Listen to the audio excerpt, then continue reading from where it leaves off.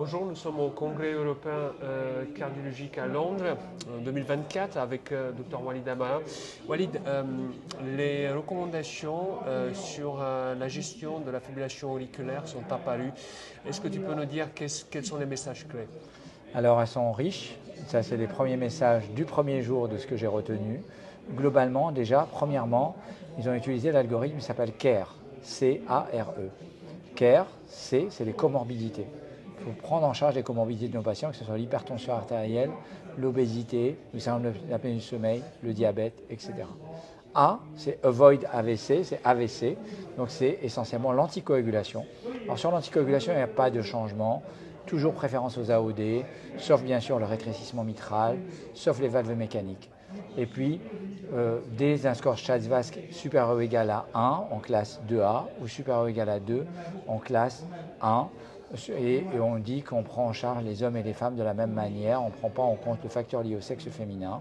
Et on peut éventuellement utiliser un autre facteur que le CHA2DS2-VASc si par exemple localement on décide d'utiliser un autre facteur d'évaluation.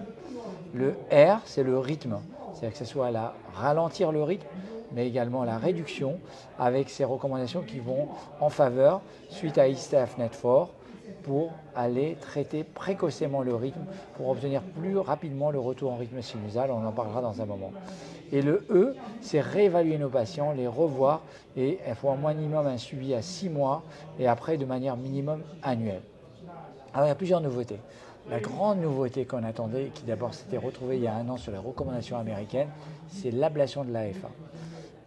Dans la fibrillation atriale paroxystique invalidante, en première intention, en classe 1, il est possible de proposer maintenant l'ablation de l'AFA parce qu'on a plusieurs études randomisées qui ont montré que l'ablation de l'AFA était efficace en première intention à la place du traitement antiarythmique. Bien sûr, on garde encore la classe 1 en cas de FA récidivante symptomatique malgré un traitement antiarythmique. Bien sûr, on garde l'indication de classe 1 en cas d'insuffisance cardiaque. Et puis, dans la fibrillation atriale persistante, cette fois-ci, l'ablation fait partie de l'arsenal, mais en première intention, on va essayer bien sûr, d'abord de ralentir le patient, de le remettre en rythme sinusal, d'utiliser une stratégie antiarythmique. L'ablation en première intention est en grade 2B, mais en cas de récidive, elle est en classe 1, bien entendu. Et puis dans les stratégies de ralentissement, c'est le retour de la digoxine. On peut ralentir, bien sûr par le bêta-bloquant, mais on peut ralentir par la digoxine. Puis si ça ne marche pas, ça c'est en cas de fraction d'éjection basse, soit bêta-bloquant, soit digoxine, soit si ça ne marche pas, on peut les associer.